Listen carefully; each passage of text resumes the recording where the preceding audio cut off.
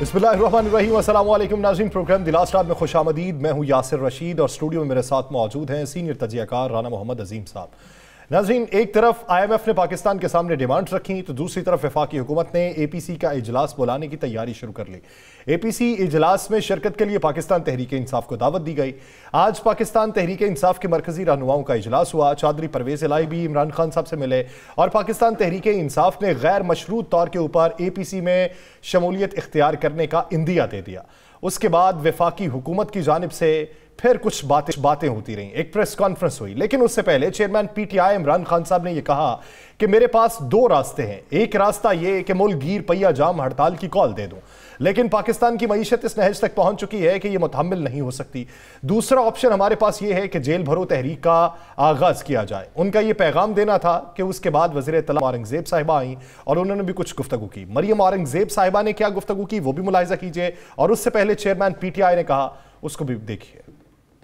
हमारे पास दो रास्ते हैं, मुल्क गिर, हम स्ट्राइक्स, पहिया जाम, एक ये रास्ता है। लेकिन मायशत का इतना बुरा हाल है कि अगर हम इस रास्ते पर निकल गए तो मजीद और नीचे जाएगा। इसलिए मैं आज सबको कहता हूँ कि तैयारी कर लें। हमने जेल भरो तहरीक करनी है। अगर ये समझ रहे हैं कि इस तरह का तशद्दुद करते रहेंगे और चुप करके बैठे रहेंगे, बेहतर ये है कि बजाय हम तोड़ फोड़ करें और सड़कों पर निकले, जो हमारी पार्टी तैयार हुई है इस वक्त, और हम इंशाल्लाह पाकिस्तान के सारे जेलों भर देंगे ताकि इनका शौक पूरा हो जेलों का। मैं कॉल दूंगा, आप सब तैयारी करें जेल भरो तहरीक। हमें पता है जेलों में कितनी कैपेसिटी है और मुझे पता है कि कौम कितनी तैयार है निकलने के लिए, तो इनका भी शौक पूरा हो जाएगा। देख लेंगे कि कौम खड़ी किधर, और मेरे आपने सिग्नल की इंतजार करनी है। जेल भरो तहरीक वो बात कर रहा है जो पिछले 4 महीने से टांग में प्लस्तर लगा के बाहर औरतों को, बच्चों को सर्दी के अंदर ढाल बनाकर अंदर बैठा हुआ डरपोक शख्स। किसी तहरीक की जरूरत नहीं। आप अदालतों में अपने केसेस का जवाब दें, जेलें खुद भर जाएंगी अल्हम्दुलिल्लाह। और आपको पता है जेल भरो तहरीक क्या होती है? जिसमें क़यादत सबसे पहले गिरफ्तारी देती है। 2 दिन जेल में रहकर जिनकी आंखें भर आती हैं वो जेल भरेंगे। राना साहब, खान साहब का जेल भरो तहरीक का इंदिया, तो दूसरी तरफ वफाकी हुकूमत का ये मौक़िफ़ कि अगर आपने जेल भरो तहरीक का ही हिस्सा बनना है तो जमानतों की जो दरखास्तें दी हुई हैं उन्हें वापस ले लिए, जेल खुद भज जाएंगे। बिस्मिल्लाहिर्रहमानिर्रहीम, अस्सलातु वस्सलामु अलैका या सय्यदी या रसूलल्लाह, अस्सलातु वस्सलामु अलैका या सय्यदी या हबीबल्लाह। मैं अक्सर कहता हूँ कि हुकूमत ना बहुत जल्द कर देती है, इंतज़ार नहीं करती। अक्सर फ़ैसले इनके ख़िलाफ़ होते हैं और ये मिठाइयाँ बांटना शुरू कर देते हैं। आज अगर आप कप्तान का पूरा शॉट सुने तो उसने क्या कहा है कि मुल्क की मौशत तबाही के दहाने पे है। मैं लॉन्ग मार्च की कॉल दे सकता हूँ, पहिया जाम कॉल दे सकता हूँ, मैं तोड़ फोड़ हर चीज़ हो सकती है, लेकिन इससे मुल्क की मौशत तबाह हो जाएगी, बर्बादी की तरफ चली जाएगी। बात उसने फिर मुल्क की है, बात पाकिस्तानी अवाम की है। तो अगर इनको शौक़ है हमें पकड़ने का, जेलें भरने का, चले इनका ये भी शौक़ पूरा कर देते हैं। बात खान साहब ने की है। खान साहब ने जेल भरो तहरीक का ऐलान किया है, डेट नहीं दी। ज़रा इंतज़ार तो करें। खान साहब ने एक ऐसी चीज़ चली है जिसके बाद आप क्या समझते हैं, ये जो मरियम औरंगजेब साहिबा ने, उसके बाद आपने मरियम औरंगजेब साहिबा का एक शॉट सुनाया है, क्या कमाल शॉट सुनाया है। उन्होंने कहा जी कि 4 माह से वो शख्स, एक तो इनको टाइम याद नहीं रहता कितना टाइम होता है, कि वो बैठा और घर के बाहर औरतें, बच्चे, फला फला फला फला। भाई इमरान खान को लगी गोलियां, यासिर साहब, इमरान खान को गोलियां लगी, सब ने देखा। इमरान खान ज़ख्मी है, डॉक्टरों ने इलाज किया, इलाज जारी है। ये तो बताएं कि बाऊजी लंदन में किस शौक से बैठे हैं। बाऊजी इस मुल्क के अंदर भूख से मरती कौम को, इस मुल्क के अंदर दहशतगर्दी का निशाना बनने वाले हमारे मुहाफ़िज़ीन को छोड़कर ये बाइल लेने क्या बैठे हैं? अगर ये यूरोप जा सकते हैं, अगर ये जिनेवा जा सकते हैं, इटली जा सकते हैं, तो फिर मुझे बताएं पाकिस्तान क्यों नहीं आ सकते? मरियम औरंगजेब साहिबा, पहले इसका जवाब अवाम मांगती है। इमरान खान तो पाकिस्तान में है, वो पाकिस्तान में ही रहेगा। उसने तो कहा चले जेल भरो तहरीक हम शुरू करते हैं।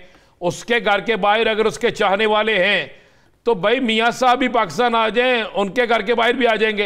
इमरान खान तो खरा था, खरा है, खरा रहेगा। मियाँ साहब लंदन क्यों है यासर? असल बात तो ये है, ये सारे बुज़दिल लोग हैं। क्या बात है, कप्तान की टीम खड़ी है, खड़ी रहेगी। अभी ये इंतज़ार करेंगे ज़िमनी इलेक्शन में शिकस्त खाएंगे, अभी ये इंतज़ार करेंगे पंजाब और KPK में शिकस्त खाएंगे, और इनसे ये कप्तान की ये धमकी नहीं है, चल ये बर्दाश्त ही नहीं कर सकते। ये एक दिन भी बर्दाश्त नहीं कर सकते भाईजान। चले, ये धमकी के नतायज क्या होंगे? पाकिस्तान तहरीक इंसाफ की हिकमत अमली क्या है? ज़िमनी इलेक्शन के हवाले से क्या है?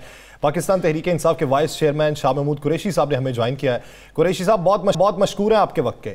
कुरैशी साहब, हुकूमत ये कहती है कि अगर आपने जेलें ही भरनी है तो जितनी जमानतों की आपने दरखास्तें दे रखी हैं, वो चाहे तोशा खाना हो, फॉरेन फंडिंग हो, नाअहली का केस हो, वो जमानतों की दरखास्तें वापस ले लें, जेल भर जाएंगे। आपको ये पैगाम देने की क्यों जरूरत है कि हुकूमत जेल भर ले?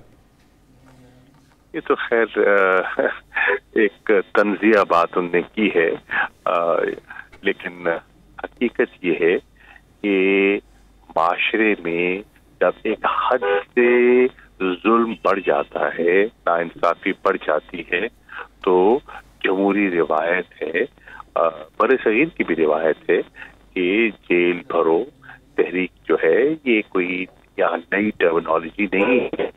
लोग जब तंग आ जाते हैं तो इस नौबत को पहुंच जाते हैं। अब इस वक्त आप देखें मुल्क की कैफियत क्या है।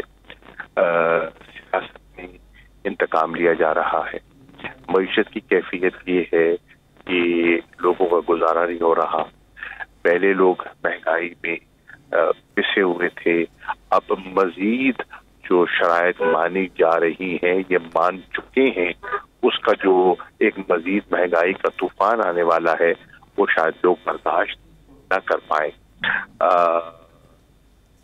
लोग समझते हैं कि भाई जब खाने को नहीं है, चलो जेल में 2 वक्त की रोटी तो मिल जाएगी। शाह साहब, जेल भरो तहरीक ज़िमनी इलेक्शन के बाद शुरू करेंगे या अभी इसमें इंतजार करेंगे? देखिए, ज़िमनी इलेक्शंस में तो हमने हैसियत पार्टी के हिस्सा लेने का फैसला किया है। सियासी अमल का हिस्सा रहने के लिए हमें मालूम है कि जो डायस है वह लोडेड है against PTI. Level playing field नहीं है, शफाफ इलेक्शंस का दूर दूर कोई अंदेशा नहीं है। निगरान हुकूमत गैर जानबदार नहीं है। इलेक्शन कमीशन का रवैया आपके सामने है। इंतजामिया की जो नई तैनातियां हुई हैं उनको एक एजेंडा दिया गया है, उससे नताइज लेने हैं। इस माहौल में ज़िमनी इंतखाबात होंगे, लेकिन मैं समझता हूँ जब लोग डिटर्मिन्ड हों, आवाम इन हालात को देख रही है, तो वो मुकाबला करने की सकते हैं। उनमें एक बलबला पैदा होता है, जैसे कि आपने 17 जुलाई को देखा कि हुकूमत के दबाव, इंतजामिया की चलाकियों के बावजूद आवाम ने पीडीएम के उम्मीदवारों को मुस्तरद किया। शाह जी, आपने अपने रहनुमाओं को ये पैगाम दे दिया है कि आप अपने हलकों में जाके अपनी कैंपेन का आगाज करें। 90 दिन के अंदर आप इलेक्शन के भी मुंतजर हैं, तो दूसरी तरफ जेल भरो तहरीक का भी आप इंदिया दे रहे हैं। तो क्या जेल भरो तहरीक को एक सियासी बयान समझें? अगर जेल भरो तहरीक का ही हिस्सा बनना है तो फिर इलेक्शन का क्या बनेगा? नहीं, ये सियासी बयान नहीं है, ये एक सियासी हिकमत अमली है, लेकिन इसकी टाइमिंग क्या होगी वो उसकी डिटर्मिनेशन इमरान खान साहब करेंगे। जब वो उसका मुनासिब वक्त समझेंगे वो ऐलान कर देंगे, लेकिन हमें हर इवेंचुअलिटी के लिए तैयार रहना चाहिए। शाह साहब, क्या फैसला हुआ? आप ऑल पार्टी कॉन्फ्रेंस में जा रही हैं, दहशतगर्दी के खिलाफ जो है इसमें आप जाने का फैसला हुआ, हतमी फैसला हुआ या अभी सोच विचार जारी है? वो हमें बुला रहे हैं या तोहमतें लगा रहे हैं? वो संजीदा भी हैं, उनका इरादा क्या है? हमें तो उसमें बहुत बड़ा सवाल है। क्या तहरीरी तौर पे हुकूमत ने आपको मुतला किया इस बारे में? किबला, तहरीर की कोई अहमियत नहीं है जब तहरीर के पीछे जो तदबीर वो दुरुस्त ना हो। नियतों का अमल दखल है ना। अगर नियती हमें शक हो, जब ट्रस्ट डेफिसिट इतना बढ़ चुका हो, जब इंतकाम की बू आ रही हो, जब इल्जामात की बौछार की जाए, तो इस माहौल में क्या गुफ्तगू होगी? ये ऑल पार्टीज कॉन्फ्रेंस में क्या कहना चाहते हैं? ये अपनी नाकामियों का मलबा हम पे डालना चाहते हैं, वो IMF का जो बोझ ये लोगों के कंधों पर मजीद डालने वाले हैं उस पर हमसे मोहर लगवाना चाहते हैं। चाहते क्या है? मुल्क का मफाद तो इनकी तरजीह नहीं है। अगर मुल्क का मफाद इनकी तरजीह होती तो इन 9 महीनों में इनकी हमें कोई पेशरफ्त दिखाई देती। दहशतगर्दी तो अगस्त से बढ़नी शुरू हो गई थी। पेशावर का वाकया तो अब हुआ है, अफसोसनाक था, दर्दनाक था, लेकिन ये जो वायलेंस है उसमें तो इजाफा अगस्त से हो रहा है। और तहरीक इंसाफ और मालाकर्न, स्वात और KPK के लोग इस तरफ निशानदेही करते रहे, इशारे देते रहे, लेकिन तवज्जो नहीं दी गई। मैंने खुद सुना मुराद सईद गिड़गड़ाते रहे, लेकिन किसने अहमियत दी? किसी ने सोचा नहीं। मईशत का टैंक कर रही थी, हाल बिगड़ रहा था, लोग कहते रहे, हत्ता कि अब तो उनके अपने जो साबिक वजीर खजाना है मिफ्ता इस्माइल साहब कह रहे हैं, लेकिन इनकी तरजीहात ही दुरुस्त नहीं थी। इनकी तरजीह क्या है? अपने केसेस, अपने मफाद, सियासी तोड़ तोड़, पॉलिटिकल इंजीनियरिंग, विच हंट, ये हो रहा है। शाह साहब, आप दुरुस्त कह रहे हैं कि तनकीद भी हो रही है, सारा कुछ कर रहे हैं, आप लोगों को दावत देने का ये तरीक़ाकार भी नहीं, तो क्या PTI गैर मशरूत तौर पर जाए बगैर दहशतगर्दी की इस जंग में तो आप सबसे आगे है ना ख़त्म करने में, जिस तरह KPK के अंदर आप लोगों ने अमन मार्च किया, तो इस पे भी PTI कोई अपना वाज़ेह लाएअमल ऐलान करने जा रही है? देखिए, PTI मुल्क में अमन चाहती है। PTI हरगिज़ नहीं चाहती कि मासूम शहरियों का खून हो। हमें बेहद अफसोस है, तकलीफ है, हम अफसुर्दा हैं। वो जो पेशावर में शहादतें हुई हैं, हमें उसकी बहुत तकलीफ है और हर पाकिस्तानी को आनंद होनी चाहिए। लेकिन हुकूमत का रवैया, मुझे ये बताइए, बहुत से जो आज हम पे उंगलियां उठा रहे हैं, 9 माह से तो आप हुकूमत में थे।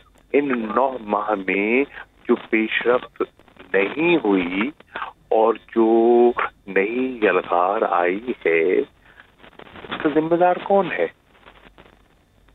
शाह जी, आपने प्रेस कॉन्फ्रेंस में यह बात की कि शोहदा के लाशें पड़े थे और वफाकी हुकूमत 417 अरब रुपए का हिसाब मांग रही थी।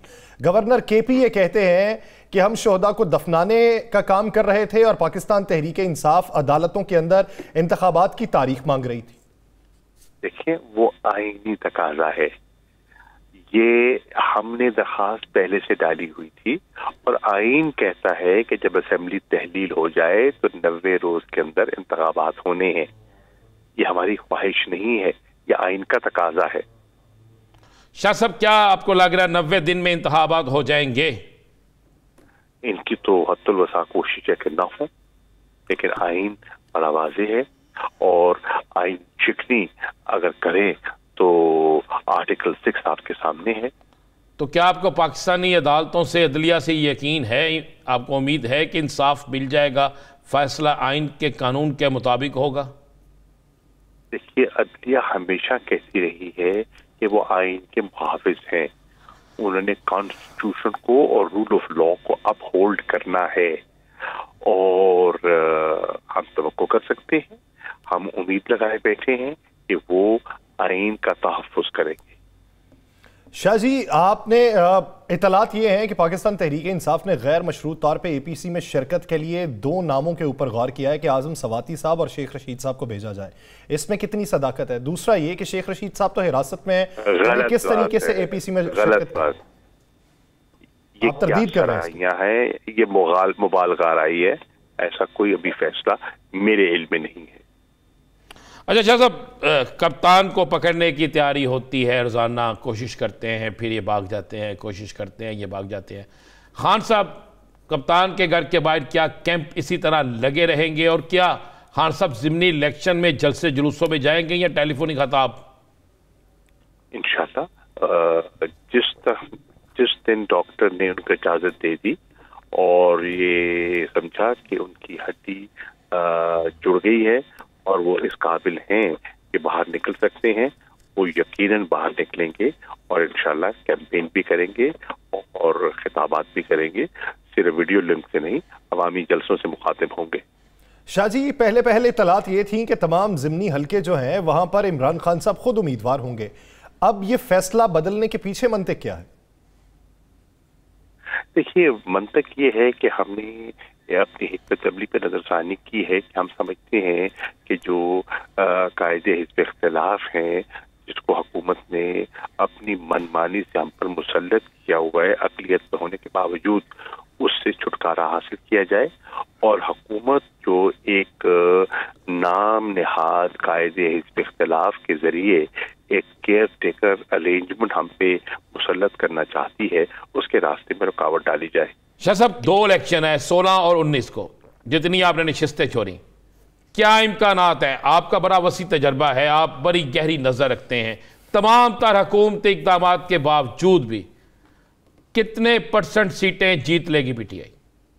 देखिए, हुकूमत ने झुरलू चलाना है। अगर आवाम बाहर निकल आती है और टर्नआउट मुनासिब होता है तो उसको खाक में मिलाया जा सकता है। हुकूमत की हिकमत अमली को रौंदने का एक ही तरीका है कि लोग बाहर निकलें, वोट दें और हुकूमत की धांधली को नाकाम बनाएं। शाह जी, हुकूमत ये कहती है कि IMF ने हम पे जो अजाब मुसल्लत किया है, टैक्सेस में इजाफे का, सब्सिडी को ख़त्म करने का, पेट्रोल गैस की कीमतों में इजाफा करने का और माशी इस्लाहात करने का, ये वो मुआहदे का तसलसल है जो इमरान खान साहब करके गए और उसी का अजाब आवाम को भुगतना पड़ रहा है और हमें तकमील करना पड़ रही है उसकी। मिर्जा इस्माइल साहब ने उनके साथ दोबारा गुफ्तगू की थी और डार साहब ने तो कहा था कि आंखों में आंखें डालकर बात करने का उनको सलीका आता है तो नजरसानी करवा लेते। अगर उनको वो मुआहदे में मुश्किलात दिखाई दे रही थी तो अब ये जो मुज़ाकरात करते रहे हैं वो क्या करते रहे? ये 9 महीने जो उन्हें गुजारे हैं वो क्या करते रहे? 9 महीने जो गुजारे हैं क्या किया गया है? और ये असर नौ भी मुज़ाकरात किए जा सकते थे, तो इस पर हुकूमत को जवाब दे होना चाहिए। बहुत शुक्रिया शाह महमूद कुरैशी साहब वाले से अपना वक्त देने के लिए। नाज़रीन, इसी सियासी मंजरनामे में मजीद बात करेंगे, लेकिन एक शॉर्ट ब्रेक के बाद कहीं नहीं जाएगा श्रीविदास।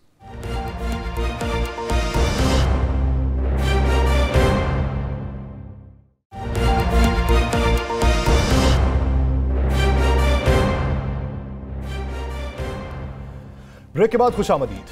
नाज़रीन, जिस तरह ब्रेक से पहले वाइस चेयरमैन पाकिस्तान तहरीक इंसाफ शाह महमूद कुरैशी साहब ये कह रहे थे कि IMF से जो डील हुई है ये डील असर नौ भी मुरतब हो सकती थी, ये हमारे ऊपर ही सारा मलबा डालते रहेंगे और अगर इन्होंने APC में शिरकत की दावत दी है तो उसके पीछे तदबीर भी देखनी चाहिए, इनकी नीयत भी देखनी चाहिए और नीयत इनकी पॉलिटिकल विक्टिमाइजेशन ही दिखाई देती है। राना साहब, क्या समझते हैं PTI के पास आखिरी ऑप्शन क्या है, वफाकी हुकूमत के पास आखिरी ऑप्शन क्या है? देखें, PTI के पास आखिरी ऑप्शन नहीं, PTI के पास बड़े ऑप्शन मौजूद है। हुकूमत के पास आखिरी ऑप्शन रह गए हैं। हुकूमत के आखिरी ऑप्शन शुरू हो गए हैं। यासर साहब, ये आपको बज़ाहिर तो लगता है कि हुकूमत बड़ी बड़ी मुतमीन है, बज़ाहिर तो लगता है कि वो गिरफ्तार। देखें, एक चीज़ ज़हन में रखिएगा, जब आप इंतहाई कमज़ोर हो जाए, जब आपके अंदर डर पैदा हो जाए तो फिर आप गिरफ्तारियां शुरू कर देते हैं। शेख रशीद को आप कहते थे सिंगल पार्टी, सिंगल शख्स की पार्टी। आपने शेख रशीद को पकड़ कर उसके साथ जो किया, जिस तरीके से आज उस जैसा मजबूत आदमी, उसके साथ आपने क्या किया होगा, उसको अपने साथ मिलाने के लिए या उसको प्रेशराइज करने के लिए या उस पर डर डालने के लिए कि आज जिस तरह उसे धक्के दिए, जिस तरह वो गले लग के उसकी आंखों में आंसू आ गए, तो ये हुकूमत की बुज़दिली है। जब आप किसी से डरते हैं ना, आप उसे मारने की कोशिश करते हैं। जब आप डरते नहीं तो आप कहते हैं यार करता रहे जो मर्जी, हमें क्या।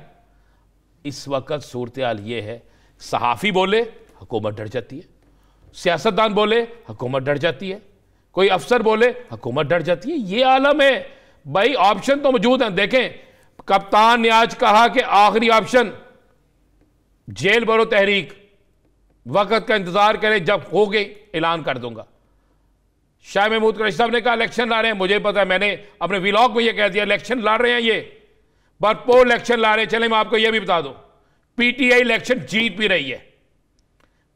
PDM के अंदर फड्डेबाजी शुरू हो गई है। PDM हर सूरत में, हर शख्स जो है ना, उसके मुंह में आ गया पानी जब उन्होंने कहा कप्तान तो गिरफ्तारियां देने लगा, लो जी सीटें सीटें। साहब ने कहा मैं भी लड़ूंगा, मैं भी लड़ूंगा, मैं भी लड़ूंगा। अब पंजाब में नून लीग ने पीडीएम को सीटें देने से इनकार कर दी। ये बाप को मुसद्दका तस्दीक शुदा खबर कह रहे। चले राना साहब, इस पर मजीद भी बात करते हैं। पाकिस्तान मुस्लिम लीग नून के सीनियर रहनुमा कैसर अहमद शेख साहब हमें ज्वाइन कर चुके हैं। शेख साहब बहुत मशहूर है आपके वक्त के। शेख साहब, आज वज़ीर इत्तलात मरियम औरंगजेब साहब आई, उससे पहले अताउल्लाह तारड़ साहब ने भी बातें की कि 2 दिन के बाद जब इन लोगों की आंखों में आंसू आ जाएं तो ये क्या जेल भरो तहरीक का हिस्सा बनेंगे। हमने तो गिरफ्तारियां दी, पाबंदे सलासिल रहे, महीनों गुजार दिए, लेकिन फिर भी हमारे पाया इस्तकलाल के अंदर कोई भी लग्जिश अवाम ने नहीं देखी। क्या ये सिर्फ बहादुरी को टेस्ट करने का इस वक्त केस है? क्या आपने सिर्फ यही देखना है कि कौन रोता है, कौन हंसता है, या कौन बहादुरी का मुजाहिरा करता है? नहीं, इस वक्त तो ये मामले सारे से बहुत ही मामले आगे बढ़ चुके हैं। अब वो मामला नहीं। अब तो देखिए, बात ये है कि मुल्क को बचाने वाली बात है। पहले दिन से मैं तो आपसे एक ही बात कर रहा हूं कि मुल्क को बचाओ। आपको याद होगा मैं कह रहा था कि इलेक्शन का नामो निशान भी नहीं है। इलेक्शन, इन हालात में इलेक्शन नहीं हो। अब चाहे कुतना भी कहते रहे, चाहे हम के, मैं कोई आईनी तौर पे और उसकी बात नहीं कर रहा। एक इलेक्शन हुए थे 1970 में, आए थे 53 साल पहले। क्या हुआ था इलेक्शन के बाद?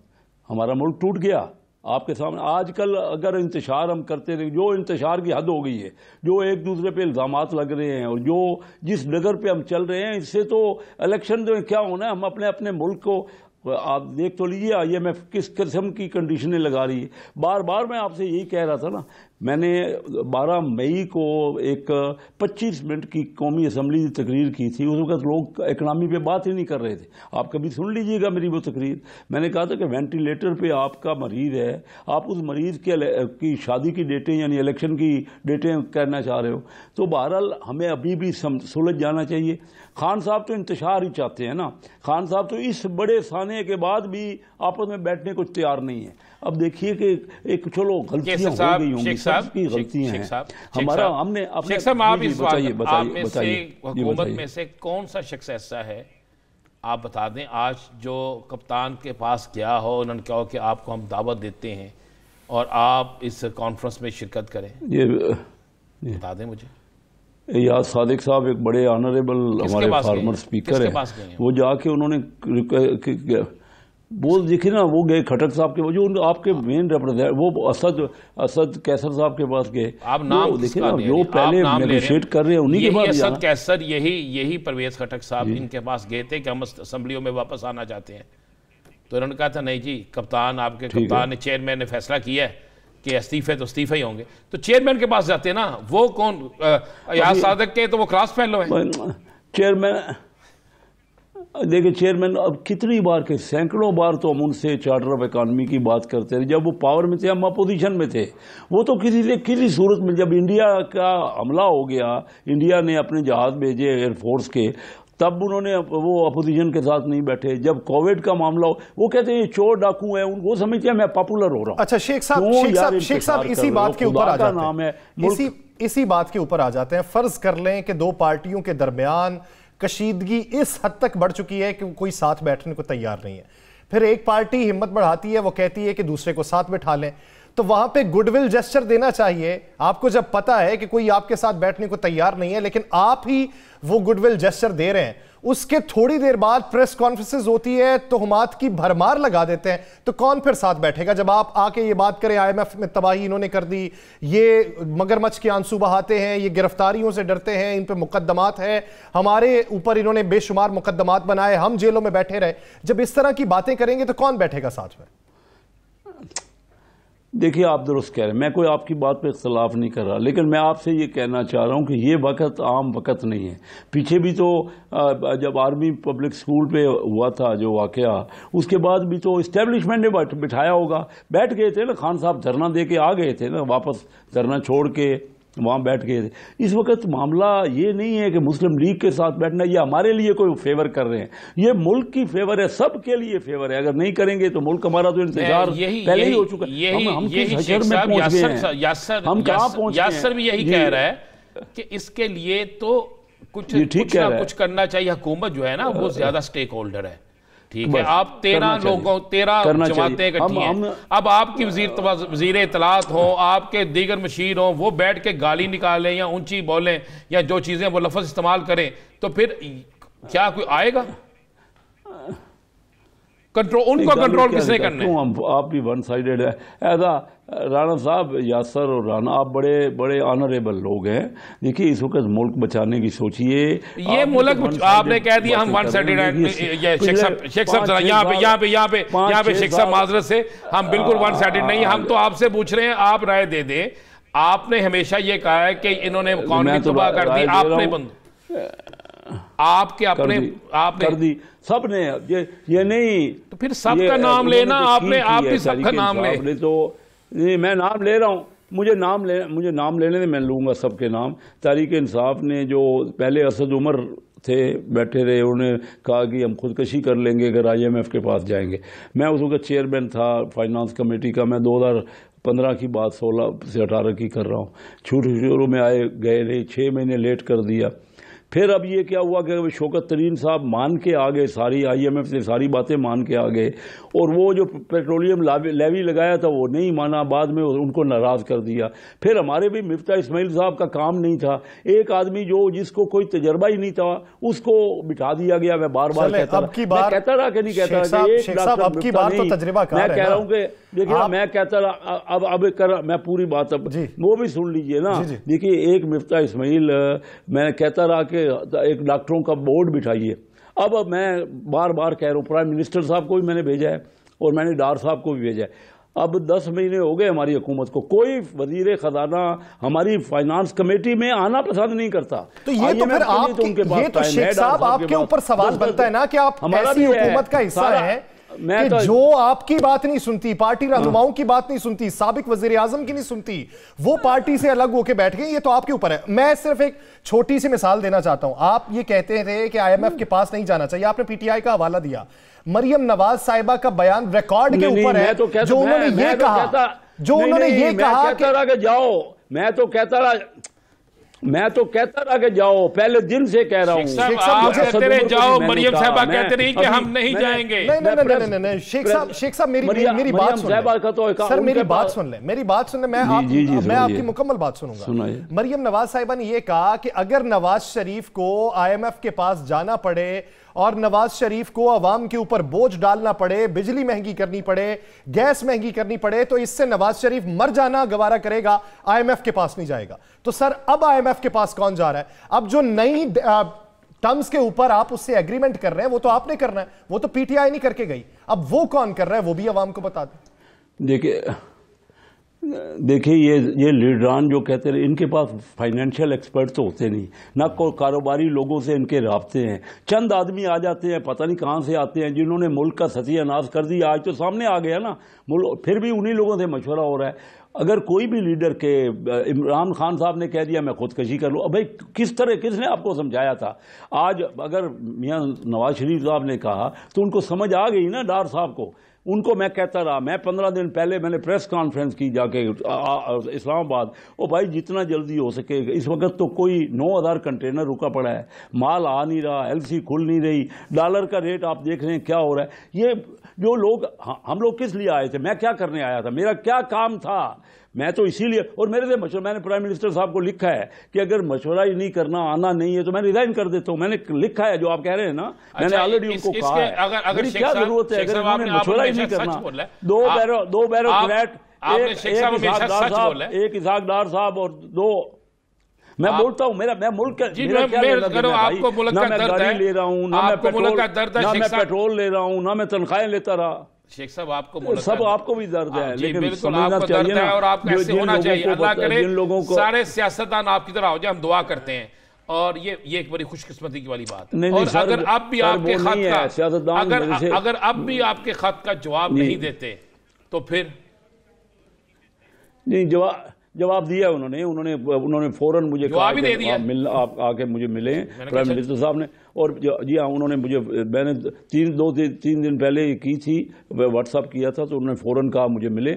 मैं क्योंकि शॉर्ट नोटिस था, मैंने कहा मैं अभी आऊँगा तो मिलूँगा आपसे। और डार साहब ने भी यही मुझे कहा है कि वो IMF में बिजी है।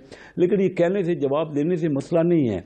कोई एक आदमी, चाहे कैसर हो, कोई आदमी हो, एक आदमी हरफे कुल नहीं हो सकता। ज़्यादा से ज़्यादा मशवरा करें ये मामलात, और हम लोग तो समझते हैं, हम डिलीवर कर सकते हैं बिजनेस कम्युनिटी वाले। मैं जाके federation chamber of commerce industry से मिला हूँ, Karachi chamber of commerce industry से मिला हूँ, और मैं कोई गाड़ी नहीं ले रहा, मैं पेट्रोल नहीं ले रहा, मैं कोई पहले शुरू में तनख्वाह भी नहीं लेता रहा। मकसद सिर्फ ये है कि हम कोई मुल्क के लिए करें। इस वक्त IMF की जो शर्तें हैं, जो कुछ होने वाला है अगले 1 महीने में, जो महंगाई, लोगों को अंदाजा नहीं था। जब मैंने पहली बार 25 मिनट की तकरीर की ना, और उस वक्त भी यही कहा कि वेंटिलेटर पे हमारा मरीज, शेख साहब ये बता दें एज ए न्यूट्रल पर्सन, ये बता दें साहब किसने समझाया कि अभी जो एग्रीमेंट हो रहा है IMF के साथ, क्या आप समझते हैं कि पाकिस्तान की इकोनॉमी अगले 3 महीने में या 6 महीने में या 1 साल में बेहतरी की तरफ होगी, और अवाम जो अभी जिनकी इस्तात से बाहर हो चुकी है अशियाए खुरनोश की खरीदारी,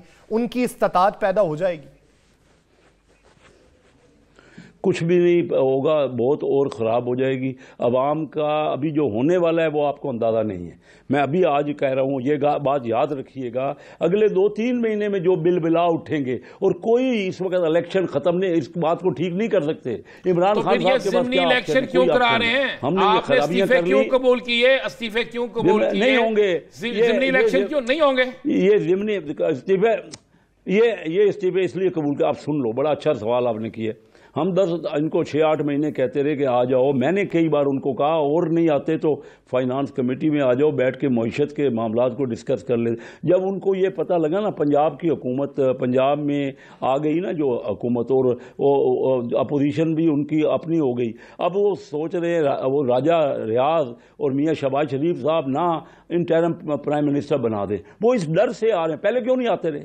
वो इंतशार के लिए आ रहे हैं, वो कोई पॉजिटिव आपको ज़िमनी इलेक्शन होते नजर आ रहे हैं? अगर आना होता, आपको ज़िमनी इलेक्शन होते नजर आ रहे हैं? मुझे इस वक्त पाकिस्तान की मईशत के ऊपर मेरा ज़हन है। मुझे कोई इलेक्शनों की नहीं हो जाए या ना हो जाए से फ़र्क नहीं पड़ेगा। लोगों का मामलात, लोगों की महंगाई, लोगों की बेरोज़गारी, लोग ना बाहर निकल आए, वो बचाओ। इलेक्शनों से करोगे क्या आप? इलेक्शन तो किए थे आपने, 1970 में इलेक्शन नहीं हुए थे? कितने फेयर इलेक्शन हुए थे? सब यही कहते हैं, आज तक तारीख में यही कहा जाता है कि 1970 का सबसे फेयर इलेक्शन। लोग तो बाहर निकल रहे हैं, लोग तो 10 तारीख को इस्लामाबाद आ रहे हैं। लोग तो देखे सरकारी मुलाजमीन तो 10 तारीख को आ रहे हैं इस्लामाबाद। तो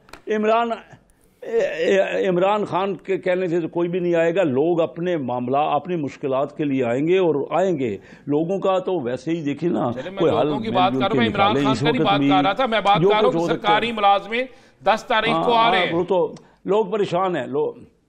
सरकारी मुलाजमीन के बारे में IMF ने कहा है ना, और ठीक कहा है उन्होंने, कि ये जो सारे अपने दिए ना, डिक्लेयर करें ना अपने।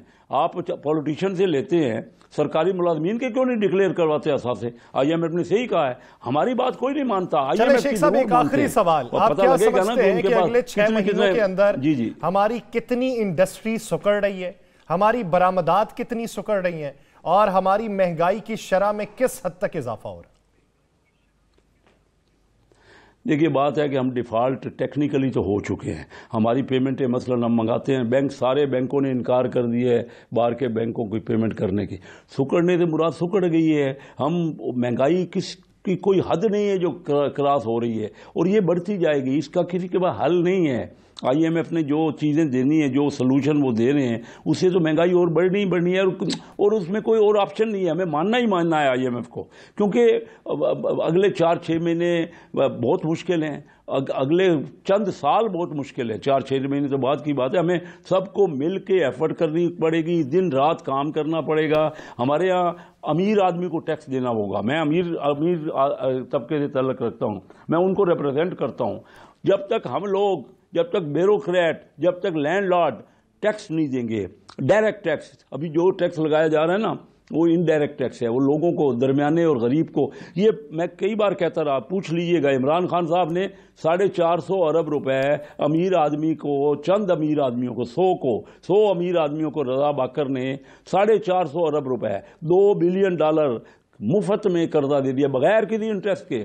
अगर वो छोटी छोटी इंडस्ट्री को देते, छोटी SMEs को देते, तमाम तबकात में बिलवास्ता और बिलावास्ता टैक्स का तनासुब पैदा करना होगा, तभी मुल्क बेहतरी की तरफ जा सकता है। लेकिन अगले 2 से 6 महीने नहीं, 2 से 4 साल पाकिस्तान के अंदर महंगाई का अजाब मुसल्लत रहेगा। बहुत शुक्रिया कैसर अहमद शेख साहब इस हवाले से अपना वक्त देने के लिए। नाज़रीन, दीगर इश्यूज़ पे बात करेंगे एक शॉर्ट ब्रेक के बाद, कहीं नहीं जाएगा। Stay with us.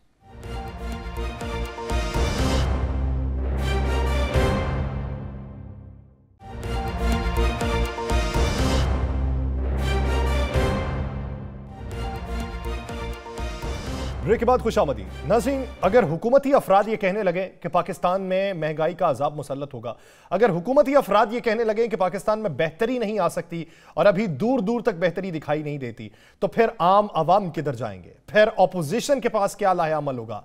फिर लीडरलेस अगर अवाम बाहर निकल आए तो उसको रोकने वाला कौन होगा? ये एक बुनियादी सवाल है। राना साहब, कैसर अहमद शेख साहब तो होशरुबा इंकशाफात करके गए हैं और इस हद तक करके गए हैं कि उससे ये लगता है कि पाकिस्तान के अंदर बेहतरी का कोई एक उनसर तक मौजूद नहीं है। क्या बनेगा? वो दुरुस्त कह गए, सच्ची बात कह गए। अगर आप, मैं चाहूंगा कि पहले हम वो शॉर्ट सुन लें महंगाई के हवाले से जो वज़ीर इत्तलात मरियम औरंगज़ेब ने क्या बात की है और महंगाई की इस वक्त मौजूदा सूरत हाल क्या है, वो जरा मुलाहिजा कीजिए, फिर गुफ्तगू को आगे बढ़ाते हैं। पहले तो कहते थे ना गरीब आदमी कुछ खा सकता है, अब जो दरमियाना तबका वो भी नहीं खा सकता। आज आप रेट चेक करें आटे का, 150 रुपए में चक्की का आटा 1 किलो मिल रहा है। महंगाई इतनी कर दी है कि लोगों के लिए मुश्किल हो गया है रोटी खाना भी। रोटी भी इतनी महंगी हो गई, जिसकी रोज की कमाई है 200-300 500, वो कहाँ से खुद को भी खिलाए और अपने औलाद को कहाँ से खिलाए? वो क्या करें? मुल्क में इतनी महंगाई हो चुकी है कि आम इंसान का जीना बहुत मुश्किल हो चुका है। अब बिजली के रेट आप देख लें, बाकी जरूरियात देख लें, हम ये आवाम कहाँ जाए? हुकूमत के पास अगर पैसे नहीं है, जब ये रजीम चेंज लेके आ रहे थे तब इनको सोच समझ के फैसला करना चाहिए था। अब महंगाई का पहाड़ अवाम पे इन्होंने फेंक दिया है, अब अवाम कैसे सरवाइव करे? ये हमारी तारीख में इतना महंगाई मैंने जिंदगी में नहीं देखी थी। घी 700 रुपए का है, आटा है 140 रुपए का किलो, चावल 320 रुपए का किलो है। भाई महंगाई तो इन 11-12 पार्टियां गए, इन मुल्क का बेड़ा कर किया। एक महीने का राशन पूरा करे 25,000 रुपये। ये महंगाई कब तक रहेगी? ये रोटी 25 रुपए की हो चुकी है। ये सियासत खेल रहे हैं, अवाम का कोई भी नहीं सोच रहा। खुदारा अवाम का कुछ सोचें। पैसे खत्म हो गए, ये तो हुकूमत की नाअहली है। गरीब आवाम क्या करे? गरीब आवाम के पास तो खाने के लिए नहीं है। लोग बहुत परेशान हैं, लेकिन हुकूमत बेशर्मी का उन्होंने ऐसा लबादा उड़ लिया है कि वो कुछ नहीं कह रही। ना मुल्क को चला सकते हो ना कुछ। शेबा शरीफ आप इस्तीफा दो, घर चले जाओ। पैसे चोर लुटेरे हैं सारे। मसला इस तरह है कि ये कैसे खजाना नहीं बढ़ रहा है, हालांकि जामी देखिए बिल डबल आ रहे, ट्रिपल आ रहे, उससे भी ट्रिपल हो गए ना।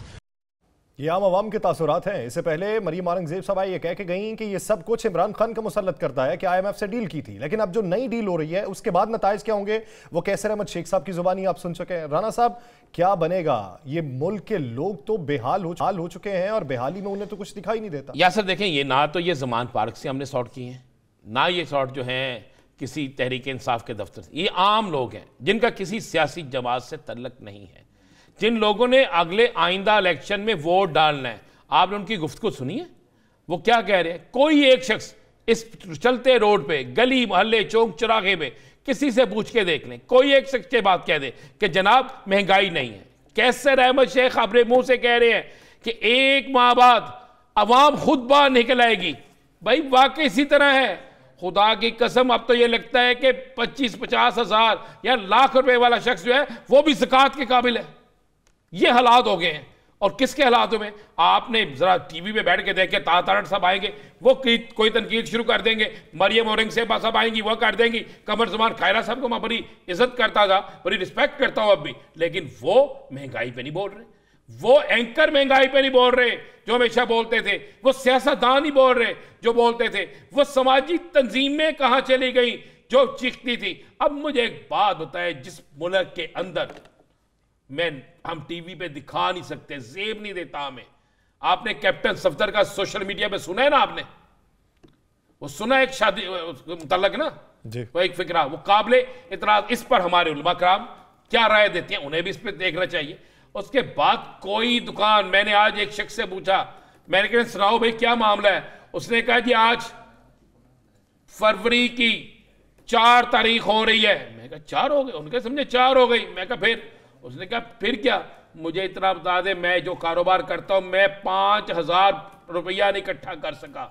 मैं कहा क्या कारोबार आप? उसने कहा यार मेरी एक हाउसिंग सोसाइटी है, लोग वहां पे किस्तें देते थे हर महीने और 1-2 तारीख को अच्छे खासे पैसे इकट्ठे हो जाते थे। तो मैंने कहा अब क्या हुआ? उसने कहा जिसको मैं फोन कर रहा हूं वो कहता है जनाब प्लॉट कैंसिल करना कर दें, हमारे पैसे वापस देने वो दे दे।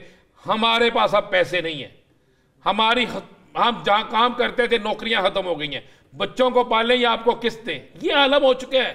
यासर साहब, इस मुल्क में भूख नाच रही है, इस मुल्क के अंदर गरीब के बच्चे मर रहे हैं, मिडिल क्लास के बच्चे मर रहे हैं। सफ़ेद पोश जो है वो बेचारे के घर में 2 वक्त की रोटी नहीं है। अब वो शख्स खुशकिस्मत होगा जो 2 वक्त की रोटी खाता होगा, 3 वक्त का तो अब छोड़ देना। वो शख्स खुशकिस्मत होगा जिसके बच्चे स्कूल जाते होंगे। आप देखिएगा कुछ दिनों बाद आपको सड़कों पर गाड़ियां कम नजर आएंगी। कौन पेट्रोल इतना लेगा? अब मुझे बताएं, सर्दियां हैं, बिल बिजली का देख लें 54,000, 55,000, 56,000, 35,000। और भाई क्या चल गया?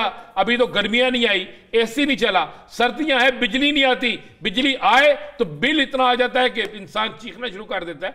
तो इस वक्त इनकी स्लैब्स भी समझ से बालातर हैं। रेट आप देखें 84 यूनिट, 90 यूनिट, 110 यूनिट, उस तमाम 3 बिल्स के ऊपर मुख्तलिफ टैरिफ लगे हुए हैं, किसी पे 13, किसी पे 15, किसी पे 18। ऐसे ही है, ऐसे ही है। अभी तो ये IMF के कहने पे 300 से 100 पे ले आए, तो फिर पता नहीं क्या सूरत हाल होगी। ले क्या है, हो गए फैसले सारे, तैयारी पकड़े आप देखिएगा होना क्या है। इस मुल्क से गुर्बत नहीं, गरीब खत्म होने जा रहा है। इस मुल्क के अंदर से इंडस्ट्री खत्म होने जा रही है। आपकी अहम तरीन जो है चीजें वो बिक गई हैं, गिरवी रखने जा रहे हैं आपके मुल्क की सालमियत सवाए अहम अदारों के और कोई नहीं बचा सकता। सियासतदान आपस में क्या कर रहे हैं? सियासतदान खेल रहे हैं। यहां पर टीवी पर आके मुझे एक हुकूमती सियासतदान बता दे जिसने आके यही दिलासा दिया हो। ये तो शेख कैसर साहब है, मैं इन्हें सलूट करता हूं, ये सच बोल गए हैं। लेकिन किसी और को आपने बिठाया होता, उसने क्या कहना था? नहीं जनाब, आइंदा आने वाले IMF से मुआहदा होने दें। मुल्क में खुशहाली नहीं आएगी। खुशहाली आएगी उन चंद लोगों में जिन्होंने हमेशा मुल्क को लूटा है, चाहे वो किसी भी सियासी जमात से तलक रखते हैं। उनकी खुशहाली आएगी। खुशहाली आएगी वहां पर जिनका कारोबार पाकिस्तान से बाहर है, जिनके पास डॉलर है, जो डॉलर्स में काम करते हैं, जिनको डॉलर बनने का 2 दिन पहले पता होता है, जिनको इल्म होता है कि डॉलर का रेट कहां पर जाना है, जिन्हें इल्म होता है कि अब डॉलर हमने कहां लेकर जाना है, किसको कहां गिराना है और किसको कहां उठाना है। यही गिरफ्तारियां, यही मामला छोड़ के आप आते, आप सबसे पहले करते जनाब ये तमाम गिरफ्तार लोग जो हैं इन्हें रहा करें, करते उन्हें रहा। और उसके बाद जाते मैं देखता किस तरह मजाक ना होते। मुझे एक बात बताएं, आप तौहीने बिलावल पे FIR दे सकते हैं। ये जो तौहीने अवाम हो रही है, जिस पे अवाम को आप भूखा मार रहे हैं, जिस पर अवाम की तस्लील कर रहे हैं, जिस पर आप लोगों को घंटों लाइनों में लगाते हैं आटे के लिए, जिसमें आप वो माएँ बहनें हमारी जो पढ़ता है उन्हें 3-3 घंटे आप लाइनों में लगाते हैं, उस वक्त उसकी तौहीन का जवाब कौन देगा? तौहीन अवाम का जवाब कौन देगा? यासर साहब, उस पर तो कोई नहीं बोलता, उस पर सियासतदान खामोश है, उस पर सियासतदान चुप सांधी हुई है।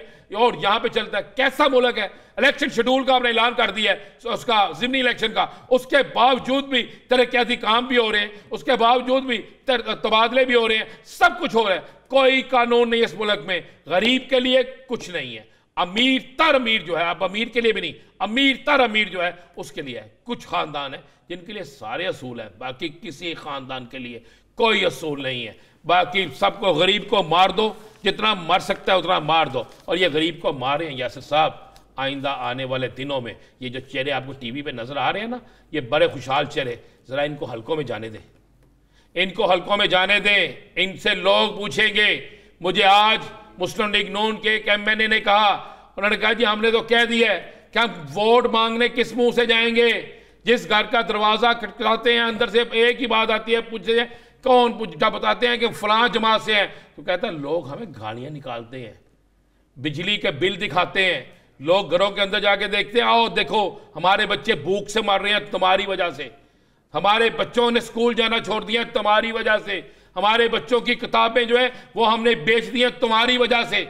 ये जवाब वो कहता हमें देते हैं। तो आप क्या समझते हैं? ये ज़िमनी इलेक्शन करवा लें, ये जो मर्जी करवा ले, ये सब के सब को अपने साथ मिला ले, लेकिन अवाम के गजब और गुस्से से ये नहीं बच सकते। सब सरकारी मुलाजमीन क्या इकदाम उठा रहे हैं? सरकारी मुलाजमीन जा रहे हैं जी, मैंने आपको बताऊं, ये जा रहे हैं इस्लामाबाद और 10 तारीख को इस्लामाबाद में धरना देने जा रहे हैं। देखें ये IMF की शराइत पूरी करने के बाद कल या परसों जब जैसे ही आपके सामने आना ना, फिर किसी को कहने की जरूरत पेश नहीं आनी। ये नई मीर शीर जितने हुकूमती आपको नजर आते हैं ना, ये ताजर जो हुकूमत की हमायत करते हैं, ताजरों ने सबसे पहले इनका भी गिरेबान पकड़ना है। ये जितने ताजर ट्रेडर्स हैं जो बड़े हुकूमत के साथ हैं उनको भी पकड़ना है, इसलिए कि सेल टैक्स लग रहे हैं, आप पे ऐसे ऐसे टैक्स लग रहे हैं कि ताजर कहेंगे बाहर निकल आए, दुकानों को ताले लगा दें, इंडस्ट्री बंद हो जाए, ट्रांसपोर्ट बंद हो जाए, पेट्रोल उस रेट पे जाने लगा है कि जनाब मुझे लगता है कि साइकिल भी महंगी हो जानी है जिस रेट पे जाने लगा है। और इस मुल्क का सत्यानाश किसी और ने नहीं किया, मेरे मुल्क के हुक्मरानों ने किया है। और उन हुक्मरानों ने यह नहीं सोचा कि इससे आने वाली नस्लों के लिए हम क्या पैगाम लेके जा रहे हैं, हम आने वाली नस्लों को बचाएंगे भी या नहीं बचाएंगे, आने वाली नस्ल इस पाकिस्तान में कुछ देख भी सकेगी या नहीं दे सकेगी।